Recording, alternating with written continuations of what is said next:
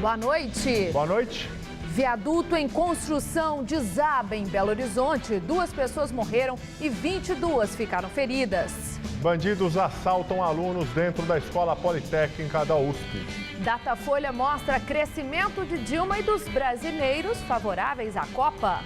Condenado no mensalão petista, José Dirceu sai da cadeia para trabalhar pela primeira vez.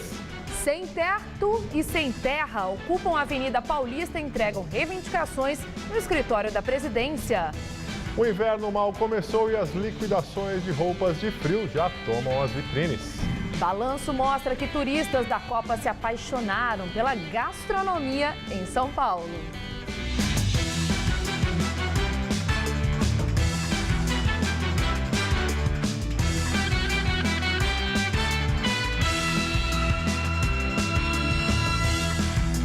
Queda de viaduto em Belo Horizonte mata 2 pessoas e deixa outras 22 feridas. O acidente aconteceu agora à tarde.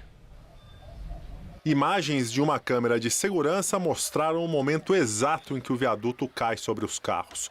Um micro-ônibus que passava pelo local foi atingido pela estrutura. 2 carros e 2 caminhões também foram esmagados. Algumas vítimas tiveram que ser resgatadas de helicóptero e levadas a hospitais da região. A obra da prefeitura integra uma das linhas do veículo leve sobre trilhos, financiada pelo governo federal. Faz parte do pacote de mobilidade da Copa do Mundo, mas não tinha ficado pronta a tempo do Mundial. Em fevereiro deste ano, a Avenida Dom Pedro I já havia sido interditada após um problema em outro viaduto. Parte da estrutura havia cedido cerca de 30 centímetros. A Prefeitura de Belo Horizonte informou que após a constatação do problema, os serviços foram suspensos.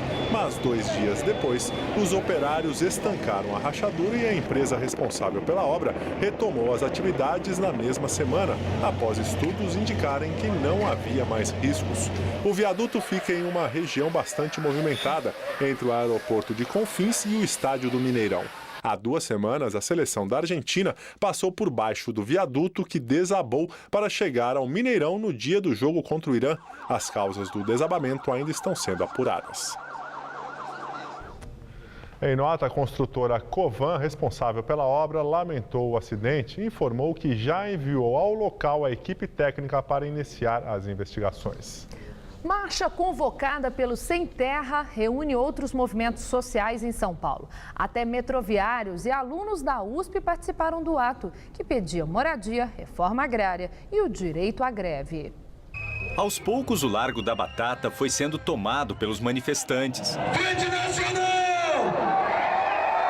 Representantes de vários movimentos populares que se uniram para realizar a Marcha Nacional em defesa da reforma agrária. O estado de São Paulo tem 15 mil famílias assentadas, o Brasil tem 1 milhão de famílias assentadas. Isso no Brasil redemocratizado, mas é muito pouco. Você tem mais de 5 milhões de famílias no campo e você tem aproximadamente 280 milhões de hectares de terra improdutiva. Homens e mulheres conscientes! No final da manhã, os grupos seguiram em passeata pelas ruas da cidade. A marcha é coordenada pela Frente Nacional de Luta, ligada ao MST. O grupo saiu do Pontal do Paranapanema, extremo oeste do estado. Eles caminharam 450 quilômetros até chegar à capital paulista. Francisco saiu da cidade de Assis no dia 8 de junho. Para reivindicar a nossa reforma agrária, que ela está esquecida hoje no nosso país. O protesto recebeu o apoio de outros grupos, como o do Movimento dos Trabalhadores Sem Teto, o MTST, o Sindicato dos Metroviários e alguns professores e alunos da USP, que estão em greve. Segundo a Polícia Militar, 500 pessoas participaram da manifestação. O grupo seguiu pela Avenida Rebouças, chegando à Avenida Paulista. O trânsito na região ficou complicado e não faltaram reclamações dos motoristas. Atrasa tudo. Corrida lá da Consolação vim para aqui e fechou também. Não deu tempo de passar antes. Não deu. Na minha opinião, são bandos ocupados com falta de que fazer. Acaba atrapalhando. Estão atrapalhando muito. Eles não sabem o que eles querem mais. A passeata acabou por volta das 2 horas da tarde.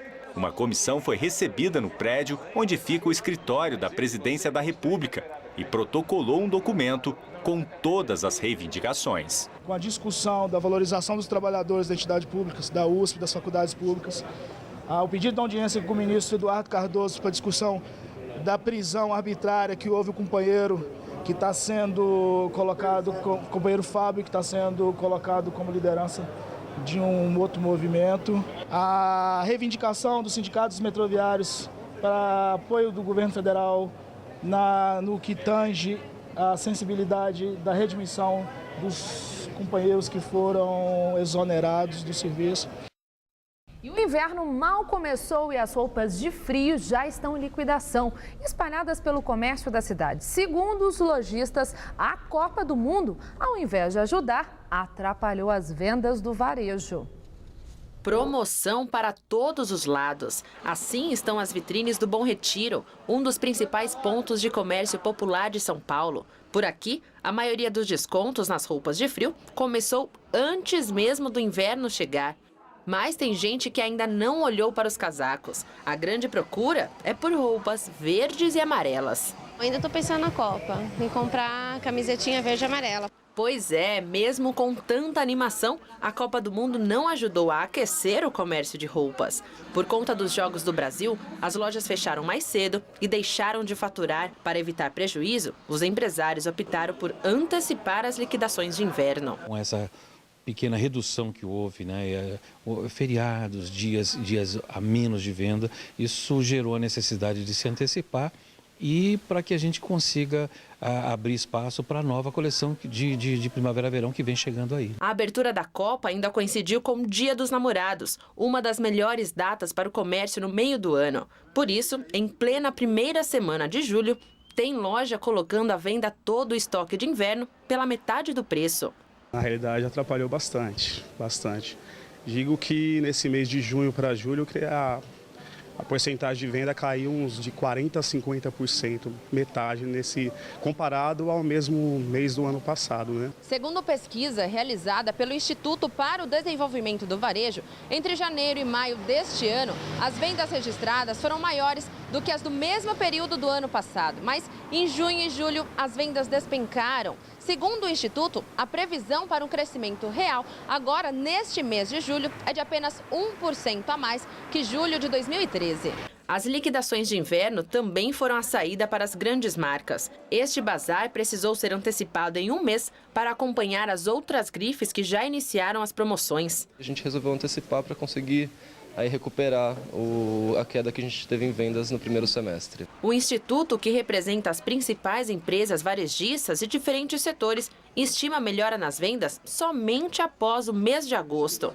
Na contramão da maioria dos empresários do ramo, esta loja especializada em roupas esportivas optou por liquidar as peças só depois da Copa. Ainda a galera realmente está focada na Copa, assim, quer realmente ver os jogos e se divertir. A Agência Nacional de Energia Elétrica aprova aumento na conta de luz para clientes da Eletropaulo. A alta será de mais de 18%. O reajuste começa a valer amanhã.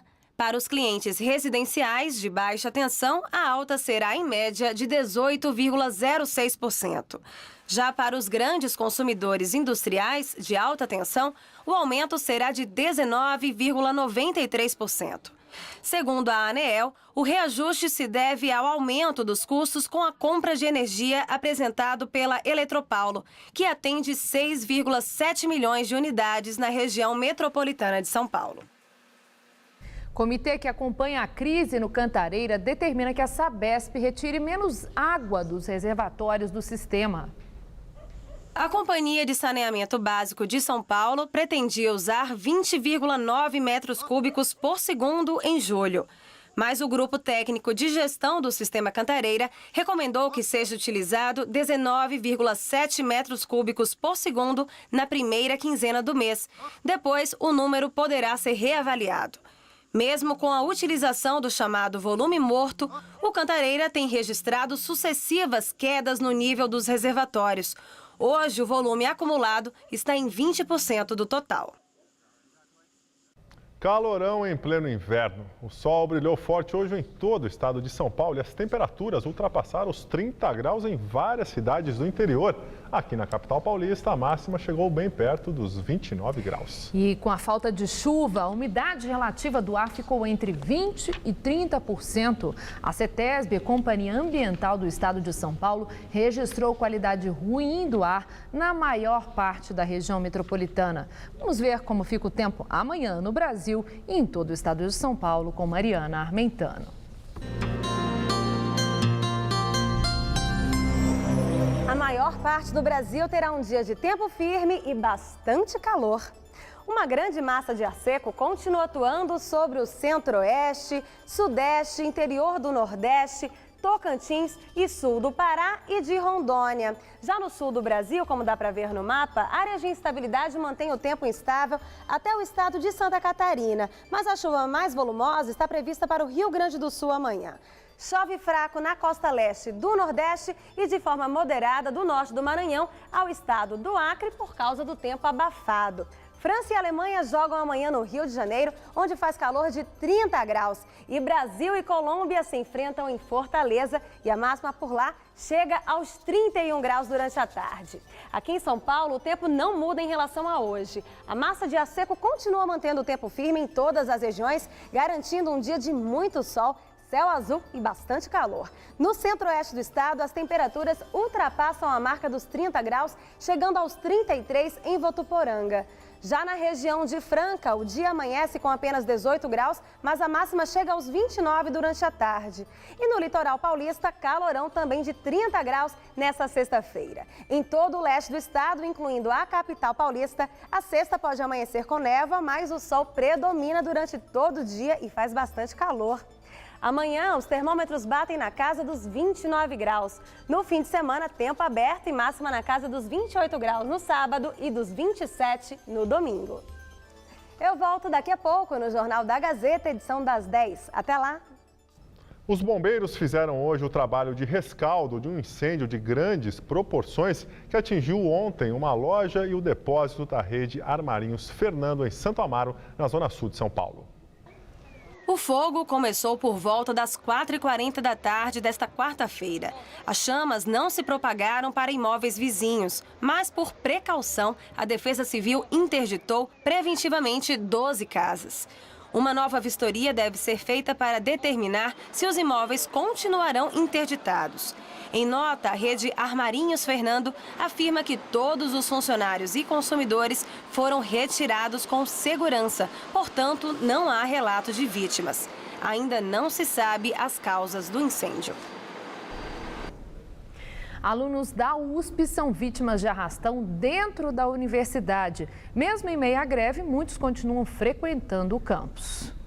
O assalto, no qual 14 alunos da Escola Politécnica foram vítimas de 2 homens armados, aconteceu no pátio do Grêmio da faculdade às 7h40 da noite. Os criminosos chegaram em 2 motos e levaram celulares, carteiras e relógios. Uma das vítimas teve o nariz e a mandíbula quebrados depois de uma coronhada. A polícia rastreou os celulares roubados até a favela São Remo, na Zona Oeste. Até o momento, ninguém foi preso. Você ter um assalto, a mão armada, mais de 14 vítimas, né, para ser exato, no meio de um espaço aberto, que é bem circulado, com câmera, só mostra que o acesso ao crime está cada vez mais fácil dentro da universidade. E a insegurança não é só uma sensação. De acordo com as estatísticas do Distrito Policial de número 93, o que mais atende às ocorrências aqui da USP, só nos primeiros 5 meses deste ano já foram registrados 1.015 casos de roubos aqui na região. Número mais do que 2 vezes maior do que as 455 ocorrências registradas no mesmo período do ano passado. Tudo isso apesar da presença da Polícia Militar aqui no campus desde 2011, quando a morte de um estudante da FEA aconteceu no estacionamento da universidade. O jovem Felipe Ramos de Paiva, de 24 anos, foi assassinado em maio de 2011 com um tiro na cabeça depois de tentar fugir de um suposto assaltante. O rapaz tentava se esquivar em um carro blindado. Logo depois que a polícia entrou no campus, só teve uma redução substancial dos crimes aqui na USP. Só que depois que os grupos contra a PM, que eles acabam berrando mais, acabaram rechaçando a polícia, os crimes acabaram aumentando e nesses últimos meses a gente vive situação de caos aqui na USP, com sequestros, assaltos. O projeto de melhoria da iluminação no campus, desenhado pela reitoria logo após o homicídio, foi implantado 2 anos depois. E, segundo os alunos, ainda não atende às necessidades do local. Se você passar pela Rua da Raia, ela nem se compara ao que era 2 anos atrás. Ela tem iluminação tanto naquela via central, onde as pessoas podem correr, fazer seu esporte, quanto a iluminação de LED que passa nas ruas laterais de toda a USP. Mas só a iluminação não resolve. O bandido ele vai assaltar no claro, ele vai assaltar no escuro. Sobre o histórico da universidade, pesa ainda uma tentativa de estupro em um banheiro justamente da Poli no ano passado. Por meio de nota, a USP informou que o convênio com a Polícia Militar continua e que a instalação de iluminação abrangendo todo o campus foi concluída. A gente pede que haja mais policiamento aqui e monitoramento por câmeras. A gente fez um plebiscito que 86% dos alunos foram a favor da presença da Polícia Militar aqui no campus, na Universidade de São Paulo, e 88% foram a favor de maior monitoramento por câmera. Os argentinos dominaram São Paulo nesta Copa. É o que mostra um levantamento divulgado hoje pela SP Tours. Entre os brasileiros, a invasão é de turistas do interior do estado. Uma coisa, o argentino Tomás não vai esquecer desta Copa do Mundo. Ele esteve no jogo entre Argentina e Suíça. Os brasileiros torcendo para a Suíça. Ele disse que gostou de ter conhecido São Paulo e o povo daqui. A hospitalidade é única. Não esperávamos tão bom recebimento. De acordo com uma pesquisa divulgada hoje pela São Paulo Turismo sobre o movimento de turistas na primeira fase da Copa, os principais atrativos turísticos da cidade tiveram um aumento de 20% no número de visitantes. 65% dos turistas são brasileiros e os outros 35% estrangeiros. Eles vêm de várias partes do mundo. Chicago, United States. Washington, D.C., United States. New York City. Auckland, New Zealand. Sydney. Os dados colhidos com mais de 5 mil turistas mostram que, entre os visitantes internacionais, 31% são argentinos e 17% chilenos. Na sequência, vêm os uruguaios, colombianos, norte-americanos, ingleses, holandeses e mexicanos. A grande maioria deles fala inglês, os latinos falam espanhol, então assim, a gente não está tendo muita dificuldade em dar informações, até porque eles já vêm também esperando todo o nosso lado, amistoso, então tá bem bacana de trabalhar aqui. Entre os brasileiros vindos de outros estados, se destacam os turistas do Rio de Janeiro, Minas Gerais e Paraná. Mas a maioria dos visitantes da capital paulista vieram do interior do estado de São Paulo. Eles representam 78% dos brasileiros. Rodolfo, por exemplo, veio de Jaú. O ambiente é bacana e aproveitar a Copa do Mundo também, dar uma passeada. A previsão de gastos dos turistas era inicialmente de R$ 1.800, mas, de acordo com o levantamento, o turista brasileiro está gastando uma média de R$ 2.200 e o estrangeiro quase R$ 5.000 aqui em São Paulo. Outro dado divulgado. Para os visitantes, os principais diferenciais de São Paulo são a gastronomia, a vida noturna e as opções culturais e de compras. Na coletiva, onde os números foram apresentados, o secretário de Turismo de São Paulo e presidente da SP Tours disse que a Copa vai aumentar o número de turistas na cidade em pelo menos 20% ao ano, pelos próximos 2 anos. Acredito isso, a hospitalidade do paulistano e a riqueza de São Paulo. São Paulo tem uma gastronomia muito forte, uma noite espetacular, um movimento cultural que talvez as pessoas desconheçam. Um turista que veio para a Copa do Mundo está conhecendo uma São Paulo muito diferente e melhor até do que ele imaginava. Já o ministro do Turismo, Vinícius Lages, afirmou que a experiência com a Copa vai permitir fortalecer a área para que os turistas estrangeiros e brasileiros possam conhecer mais São Paulo e o país.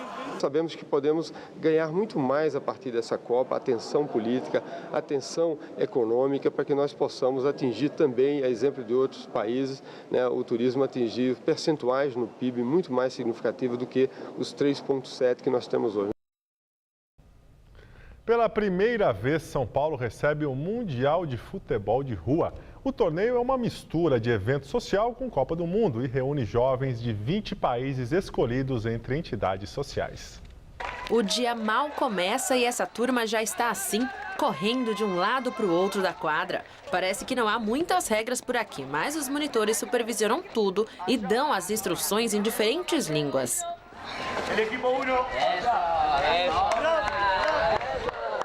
Esta é a terceira edição do torneio, que é realizado de 4 em 4 anos e sempre no mesmo país sede da Copa. Aqui no Brasil, são 300 jovens de 20 países. O objetivo do evento é abordar temas como violência, discriminação e exclusão social para que o futebol possa unir cada uma dessas diferentes histórias. Criar essa ideia de que somos todos seres humanos, né? Que todos temos direitos e também a celebração da diversidade, né? Para Mars, da Filipinas, o importante é aproveitar o momento e encontrar novos amigos.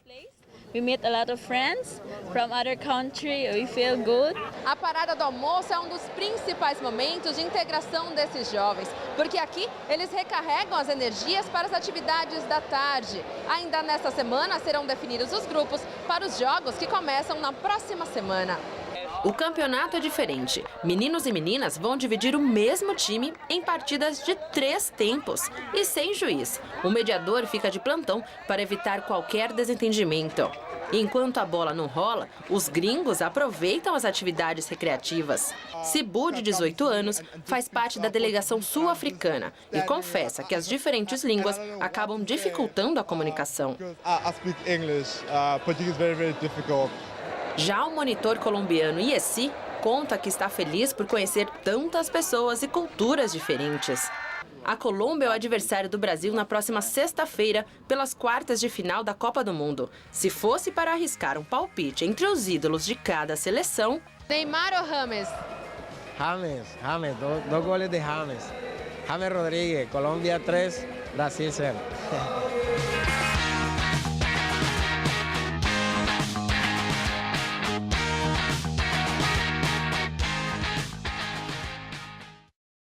Vamos agora às notícias da Copa do Mundo com Estela Gondige e Celso Cardoso. E amanhã é o grande dia. Serão conhecidos os primeiros classificados para as semifinais da Copa do Mundo.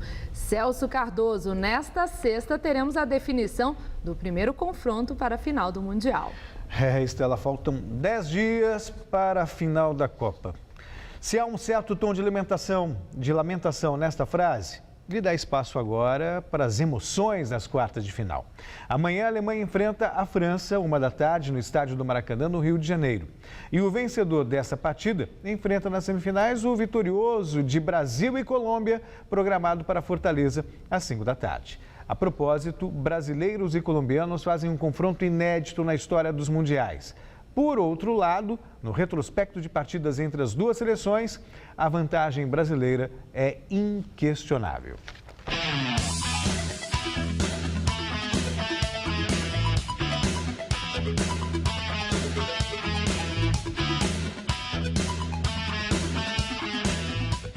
Brasil e Colômbia, um duelo inédito em Copas do Mundo. Nesta sexta-feira, 4 de julho, o Castelão em Fortaleza será palco do primeiro confronto entre os vizinhos sul-americanos na história do Mundial. Os colombianos já entram em campo comemorando uma nova marca. O grupo de José Pekerman conseguiu o feito de classificar a Colômbia às quartas de final pela primeira vez. Até então, a melhor participação havia sido na Copa do Mundo de 90 na Itália, quando a geração de Rincón, Valderrama e companhia chegou às quartas de final, mas foi eliminada por Camarões. Estamos, é verdade, diante de um elenco que protagoniza o melhor momento do futebol colombiano. Até aqui são 4 jogos e 4 vitórias, uma campanha excelente. Como o Brasil não disputou as eliminatórias sul-americanas, o grupo de Felipão pode utilizar como referência o amistoso realizado ainda sob o comando de Mano Menezes em novembro de 2012. Na ocasião, o Brasil empatou em 1-1 com a Colômbia, em duelo realizado em New Jersey, nos Estados Unidos. Gols de Quadrado e Neymar, que por sinal estão entre os destaques das duas seleções nesta Copa do Mundo. Além de Quadrado, o Brasil terá muito trabalho com James Rodríguez. A nova sensação colombiana tem preenchido com classe o vazio deixado pelo lesionado Falcão Garcia. e é o artilheiro isolado deste Mundial com 5 gols marcados. Resumindo, o retrospecto é muito favorável à nossa seleção quando jogamos contra a Colômbia. Mas o Brasil precisa se encontrar em campo se não quiser passar sufoco diante de mais um vizinho.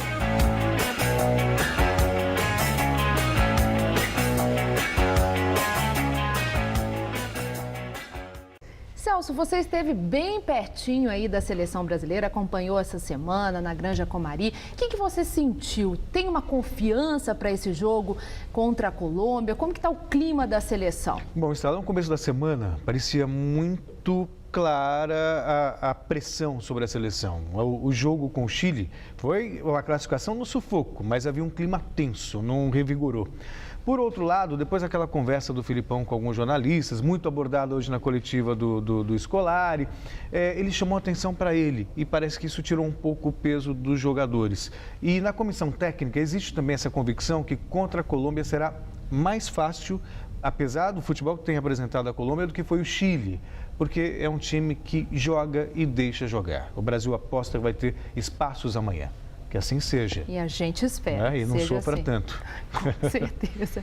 E lembrando que amanhã, por causa do jogo do Brasil e Colômbia, o rodízio de veículos em São Paulo será ampliado. Isso mesmo, a medida já foi implementada em outras partidas do Brasil e tem como objetivo evitar o caos no já difícil trânsito da capital paulista. Então, atenção motorista, o rodízio vai valer das 7 da manhã às 8 da noite para carros com placas final 9 e 0. E vamos conferir então a programação dos jogos das quartas de final. O primeiro jogo das quartas de final será sexta-feira, 13h. França e Alemanha realizam um clássico internacional no Rio de Janeiro, no Maracanã, por uma vaga na semifinal. No mesmo dia, às 5h, a seleção brasileira encara a Colômbia, no Castelão, em Fortaleza. No sábado, no Mané Garrincha, em Brasília, a Argentina e Bélgica iniciam o segundo dia das quartas de final e jogam à 1h. E às 5h do mesmo dia, Holanda e Costa Rica disputam a última vaga na Arena Fonte Nova, em Salvador. Lembrando que todos os jogos seguem o horário de Brasília. E a Costa Rica continua vivendo um sonho que para muitos parecia impossível. Depois de superar Uruguai, Itália, Inglaterra, Grécia e chegar às quartas de final, a seleção costarriquenha recebeu uma homenagem do Santos. Estádio Urbano Caldeira, Vila Belmiro, o quartel-general da Costa Rica durante a Copa do Mundo. A seleção, que vem sendo a maior surpresa do Mundial até o momento, caiu nas graças do povo e foi adotada pelo Clube da Baixada. Depois de superar o grupo da morte com Uruguai, Itália e Inglaterra, a Costa Rica chega pela primeira vez às quartas de final de uma Copa do Mundo.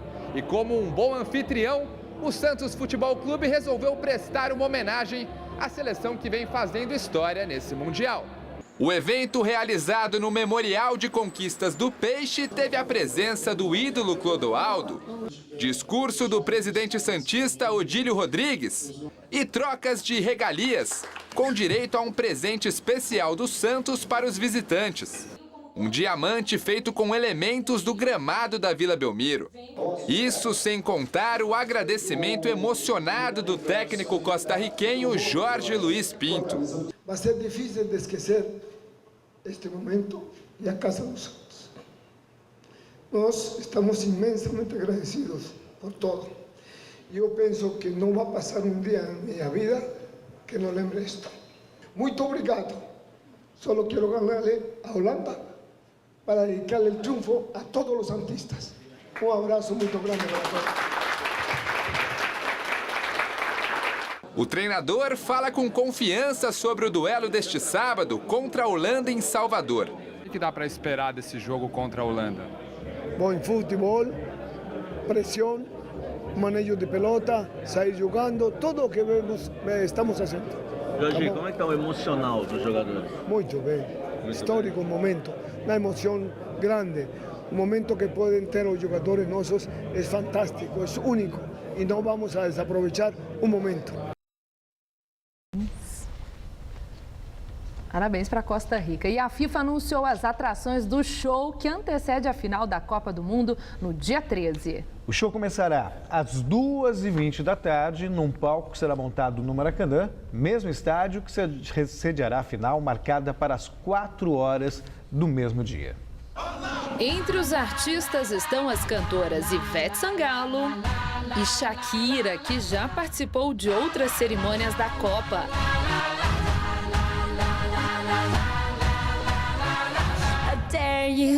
A cantora colombiana disse estar emocionada por poder cantar na final do Mundial aqui no Brasil.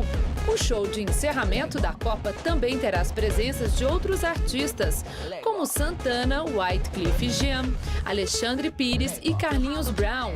Não estão confirmadas as presenças de Claudinha Leite, Jennifer Lopez e do rapper Pitbull, que se apresentaram na abertura do Mundial.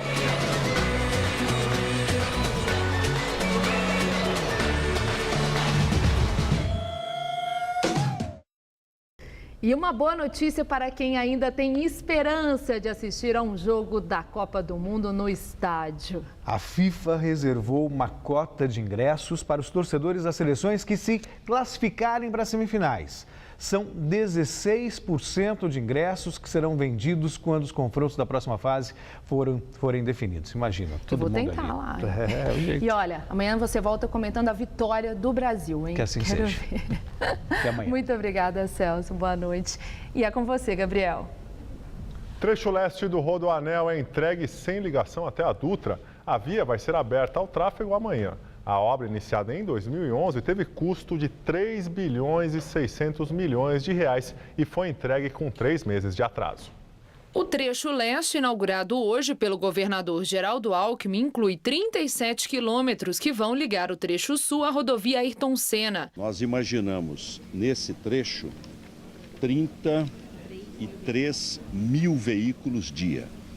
Então, a partir de amanhã, o tráfego vai estar aberto, ligando Mauá, lá na Avenida Papa João 23, passa por Ribeirão Pires, depois Suzano, Poá, até Itaquaquecetuba.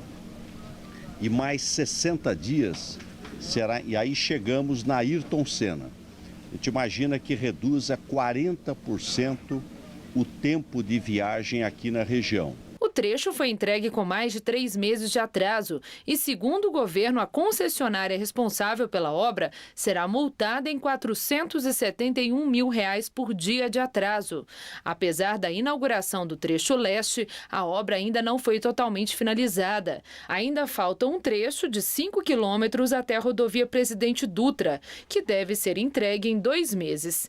O trecho norte do Rodoanel ainda está em obras. São 44 quilômetros com previsão de conclusão para 2016. Ex-ministro José Dirceu sai da cadeia para o primeiro dia de trabalho externo. Ele vai dar expediente em um escritório de advocacia em Brasília. Dirceu foi autorizado a trabalhar durante o regime semiaberto. Ele atuará como auxiliar de biblioteca do escritório de advocacia de José Gerardo Grossi, que já foi ministro do Tribunal Superior Eleitoral. Dirceu vai receber salário de pouco mais de R$ 2.000, com uma jornada que vai das 8 da manhã às 6 da tarde. Ele, Delúbio Soares e Valdemar Costa Neto tiveram o trabalho autorizado pela Justiça. Documentos dos Estados Unidos mostram que o país sabia em detalhes de torturas cometidas pela ditadura militar no Brasil. O material foi entregue pelo governo americano à Comissão Nacional da Verdade. São relatórios feitos por diplomatas americanos entre 1967 e 1977. Um deles, de abril de 73, relata que as prisões feitas por agentes do 1º Exército aumentaram drasticamente no Rio de Janeiro e que os presos eram levados para interrogatórios em prisões militares. Nesses locais, eram submetidos à tortura. Segundo o documento, houve casos de mortes que eram comunicados à imprensa, como se tivessem ocorrido num tiroteio ou numa tentativa de fuga. Para a Comissão Nacional da Verdade, os documentos contrariam as respostas das Forças Armadas ao pedido de informações sobre a prática de tortura em quartéis. As Forças Armadas disseram que não há comprovação de violações aos direitos humanos nessas instalações. A comissão afirmou que vai pedir esclarecimentos ao Ministério da Defesa. E agora vamos ao comentário de política com José Neumann e Pinto. Embora sem a ênfase usada por Pedro Dalari, que é da Comissão da Verdade, a Comissão Nacional da Verdade, eu também me associo à verdadeira estupefação que o brasileiro comum tem ao saber que os Estados Unidos reconhecem e mandam para a Comissão da Verdade documentos diplomáticos em que funcionários do governo americano, da embaixada e dos consulados relatam ao governo do país mais importante do mundo práticas de torturas em instalações militares. Logo depois de a comissão ter recebido um documento oficial do Ministério da Defesa com relatórios das Forças Armadas negando isso, negando o óbvio. Os americanos não precisaram pedir desculpas por terem tolerado a tortura num país aliado que, conforme Flávio e Camilo Tavares demonstraram fartamente em seu documentário, participou ativamente do golpe no Brasil e depois foi se afastando à medida que os militares foram ficando e foram torturando. Os americanos, apesar de terem o discurso da democracia, da liberdade e dos direitos humanos, simplesmente registraram isso. E era o que nós esperávamos que os comandantes militares fizessem. Em respeito à nossa inteligência e em respeito também à imagem que as instituições têm na história do Brasil. Quer dizer, quando mandam para a Comissão da Verdade um documento falso, que deixa de registrar uma verdade histórica que registra muitas vítimas no Brasil, os comandantes militares estão conspurcando a história das Forças Armadas na democracia, considerando que um determinado período no qual elas cometeram, dentro dos seus quartéis, atos ilícitos contra a integridade física das pessoas, dos cidadãos brasileiros, que elas tinham de garantir, é uma coisa muito grave. Não precisa pedir desculpa, só precisava constatar o óbvio e dizer que houve, como houve e por que houve. Olha, isso não é merecedor sequer de uma comiseração, é caso realmente de condenar para valer. Bom, terça-feira estarei aqui de volta direto ao assunto. Em pé. Às vésperas do início oficial da campanha, o presidente Dilma Rousseff faz mega evento, com entrega simultânea em 10 cidades diferentes de imóveis do programa Minha Casa Minha Vida. Durante o evento, a presidente fez a entrega simultânea de 5.460 unidades habitacionais em 7 estados e também no Distrito Federal. O Palácio do Planalto montou uma mega estrutura de transmissão ao vivo com telões. Dilma ancorou o evento da cidade satélite de Paranoá, no Distrito Federal. Nas demais cidades, pelo menos um ministro foi escalado para estar presente à solenidade. Bom dia, prefeito Carlos Grana, de Santo André. Bom dia, ministra Miriam, que está aí com o prefeito Carlos Grana. Ao todo foram 11 eventos. Dilma anunciou a criação da terceira etapa do Minha Casa Minha Vida, que terá como meta a construção de 3 milhões de moradias. Nosso objetivo é deixar claro que é possível contratar agora 3 milhões de moradias. Nós precisamos sinalizar para os empresários se prepararem com terrenos, discutir com prefeitos para que isso ocorra a partir de 2015. O programa habitacional é uma das principais bandeiras de Dilma, que é candidata à reeleição. Eleições 2014. Em meio à Copa, nova pesquisa Datafolha mostra crescimento da presidente Dilma Rousseff. Segundo o Datafolha, Dilma Rousseff tinha 37% das intenções de voto em maio. Caiu para 34% em junho e agora aparece com 38%. Aécio Neves, do PSDB, tinha 20% em maio. caiu para 19% e agora voltou para os 20%. Eduardo Campos, do PSB, tinha 11%. Depois apareceu com 7% e agora tem 9% dos votos. Votos brancos e nulos somam 13%. Já 11% dos entrevistados não sabem em quem votar ou não responderam. O candidato pastor Everaldo, do PSC, somou 3% dos votos. Eduardo Jorge, do PV, e José Maria, do PSTU, obtiveram 1% cada um. Os demais candidatos não pontuaram. A pesquisa também mostrou que a proporção de eleitores favoráveis à Copa do Mundo no Brasil subiu de 51% para 63% em um mês. O Datafolha entrevistou 2.857 pessoas em 177 cidades brasileiras entre anteontem e ontem. A margem de erro é de 2 pontos percentuais para mais ou para menos. Vamos agora à entrevista do dia com Maria Lídia Flandoli. A cada dia fica reforçada a impressão que a Copa do Mundo reverte a onda de pessimismo que dominava o cenário brasileiro, dando lugar a perspectivas de um futuro mais promissor. E o nosso convidado é Chico Itaker, que foi vereador por 2 vezes em São Paulo e entre outras atividades em entidades com finalidade social. Chico Itaker é cofundador do Fórum Social Mundial. Muito obrigada, Chico, por estar conosco. Bom, Chico, nós podemos estabelecer uma relação assim, do desempenho da seleção brasileira com o ânimo do brasileiro e, inclusive, assim, o confronto com essa onda de pessimismo e um olhar para o futuro mais animado? Sem dúvida, porque o futebol é muito interessante como esporte, não é? É um esporte de um grupo de jovens, em geral simpáticos, não é? Que estão ali e, num certo sentido, embora venham cada um de um país, estejam jogando em diferentes lugares do mundo, quando eles vêm para cá, parece que eles estão defendendo o Brasil mesmo, inclusive a emoção deles quando cantavam o hino nacional, não é? Os militares devem ter ficado muito contentes com essa maneira dos brasileiros agora estarem pondo a mão no coração para cantar o hino nacional, não é? E a bandeira e tal. Mas não há dúvida que o futebol, ele tem, de um lado, ele é um anestesiador. Né? Agora, vamos comparar aí essa coisa da Copa do Mundo com a eleição, né? Há especialistas até que têm falado que na eleição está faltando um Neymar, está faltando um Messi, alguém que de fato empolgue o eleitor e que tenha construído um diferencial que leve a uma mudança de ânimo que antes as pesquisas estavam mostrando. Você estabelece essa relação? Não há dúvida, porque realmente falta, no nosso mundo político, está faltando, digamos, alguns personagens que realmente puxem a coisa para frente e que a gente sinta, que o povo sinta que algo diferente pode acontecer. A tal da mudança? A tal mudança, quer dizer, em geral, a insatisfação que apareceu em junho de 2013, muito grande, era uma insatisfação geral.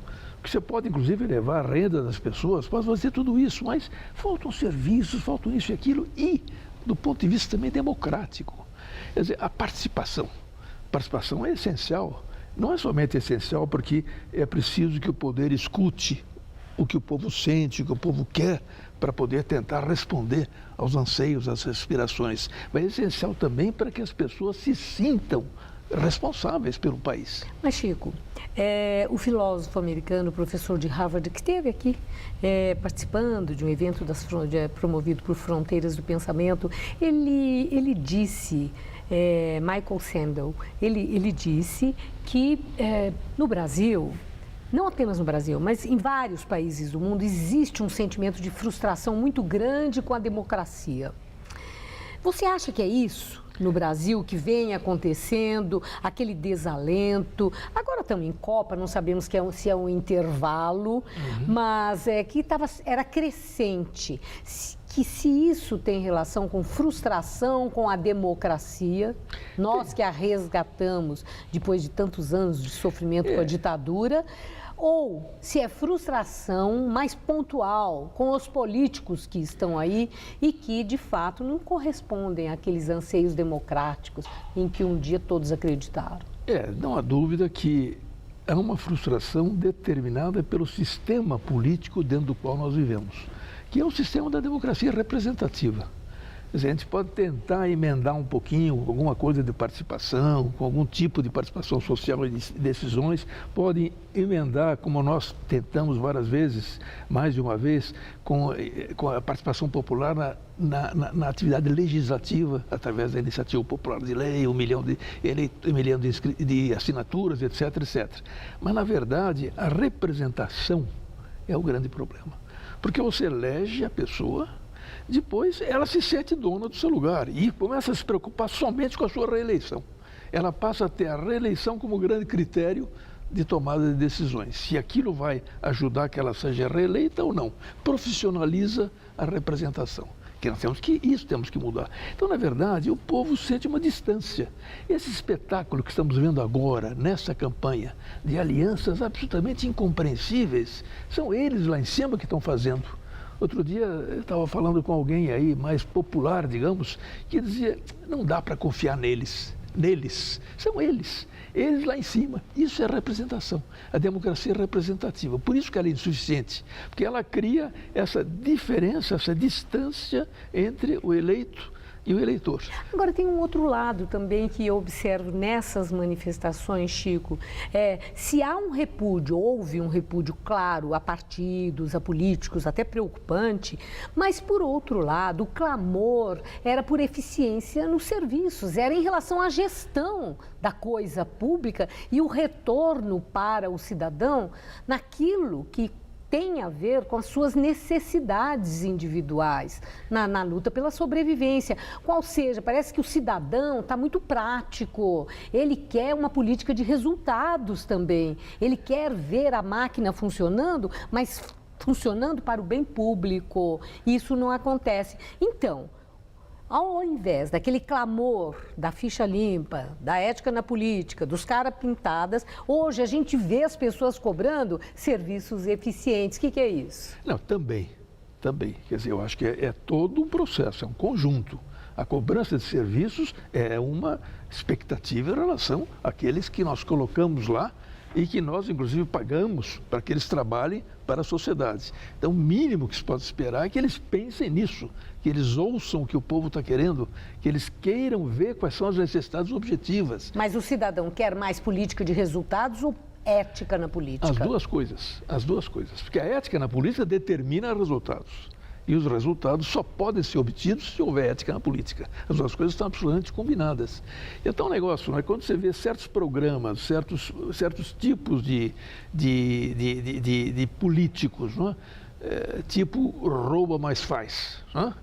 Estão no meio desse processo todo, o povo diz, pô, mas ele está cuidando dos recursos coletivos ou ele está tentando puxar mais do coletivo para ele e está indo lá para cima? Então, no fundo, essas duas coisas se combinam, elas são interdependentes. Não é só uma coisa nem outra, que a pessoa sente mais uma ou outra segundo as circunstâncias. Está mudando para melhor ou para pior?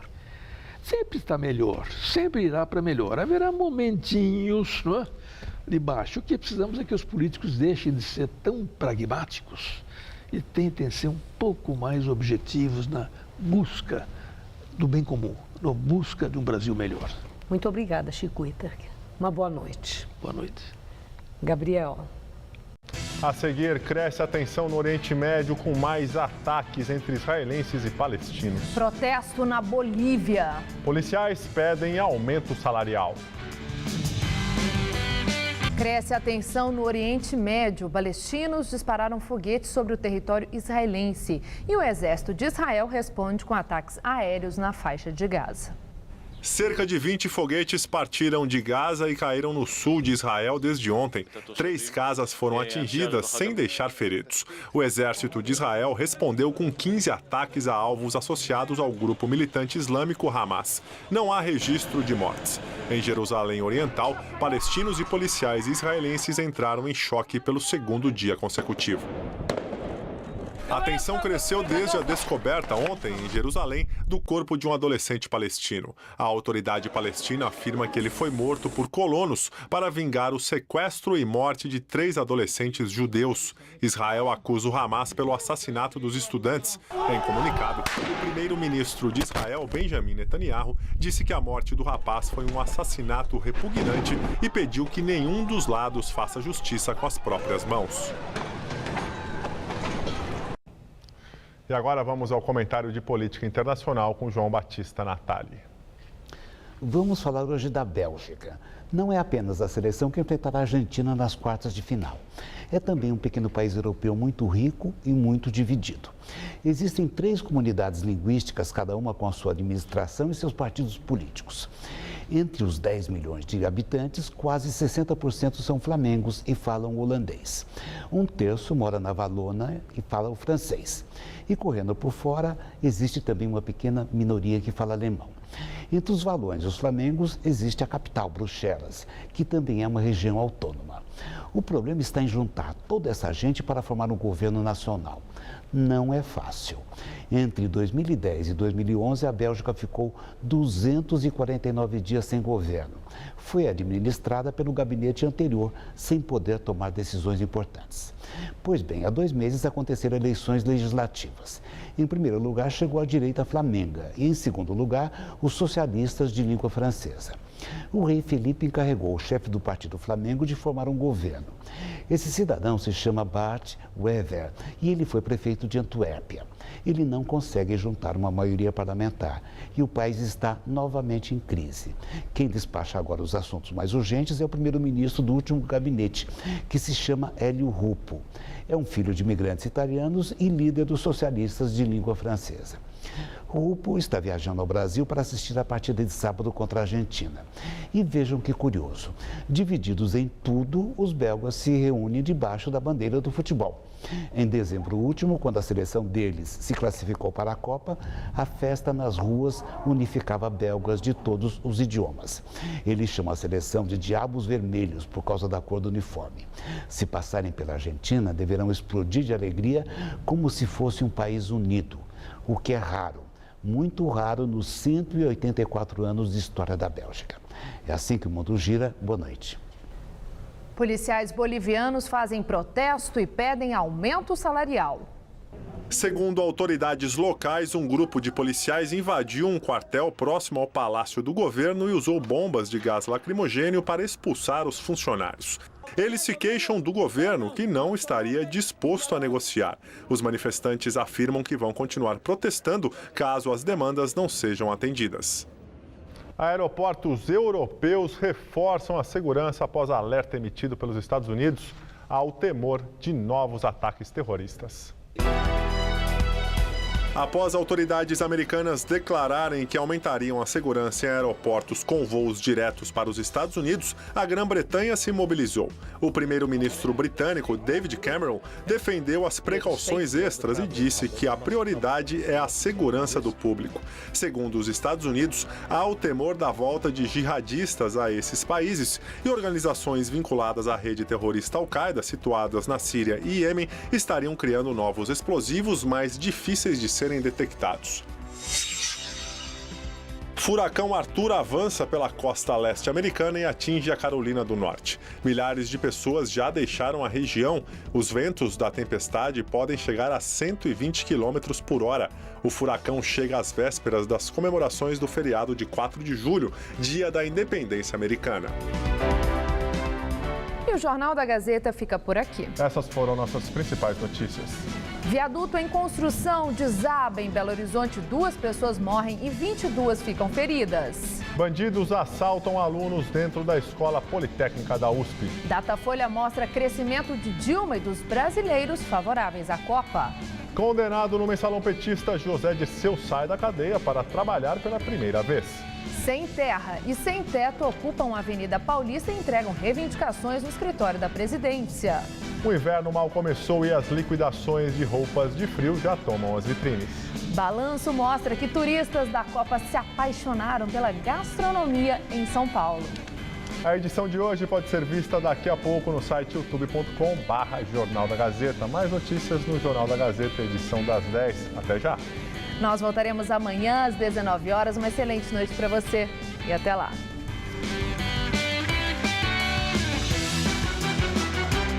As ideias e propostas para definir o futuro do país. Hora do voto. Próxima segunda, 11h30 da noite.